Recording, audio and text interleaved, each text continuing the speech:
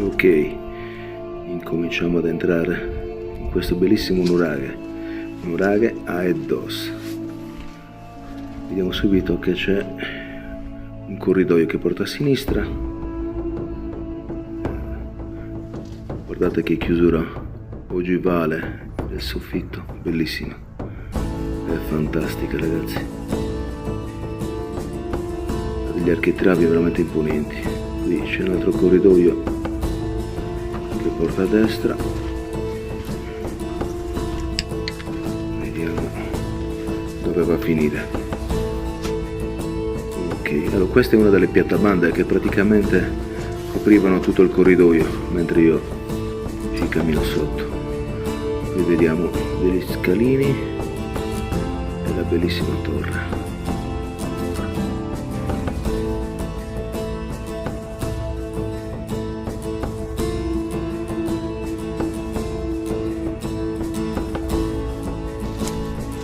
Allora, è proprio una sorta di camminamento questo, gira attorno alla torre. Qui ci troviamo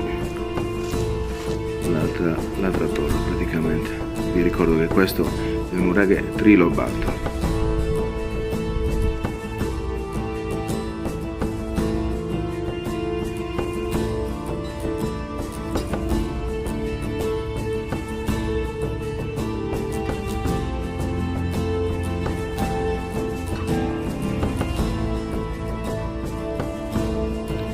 Il nuraghe si trova in questa zona chiamata Saserra, immersa in una sugheretta bellissima nei pressi di Orotelli.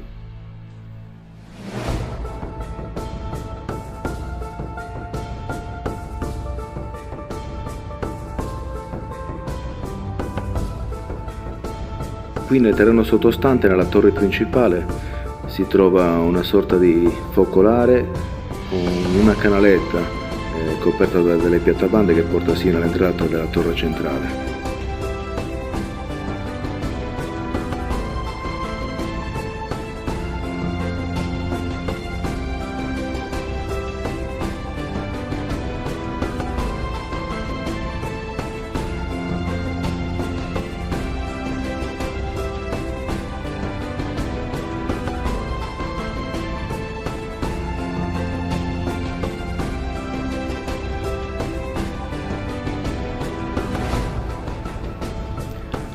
Ancora sto ammirando questi bellissimi massi poliedrici che compongono il tutto. Stare qui dentro è come fare un salto nel passato veramente. Ecco, qui si intravede la scalinata, sono circa 24 gradini. Qui nella torre abbiamo 3 nicchie, una frontale e 2 laterali.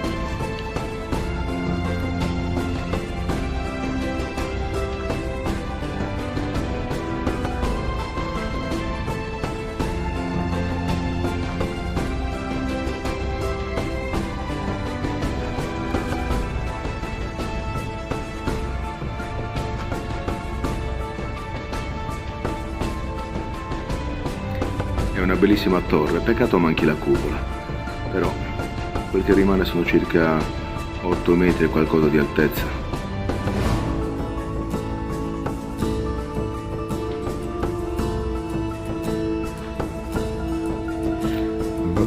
Ok, ora andremo su per la scalinata, supereremo questi 24 gradini e andremo ad ammirarci il bel panorama. Forza!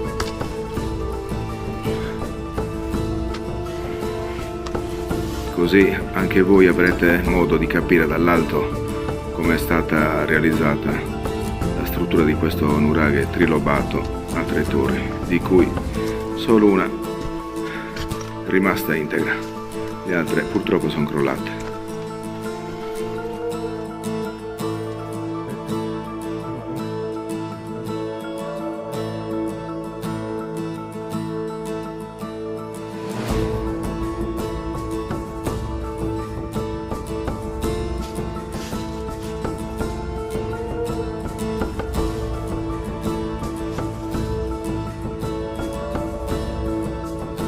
Questo ragazzi era il nuraghe Aedos.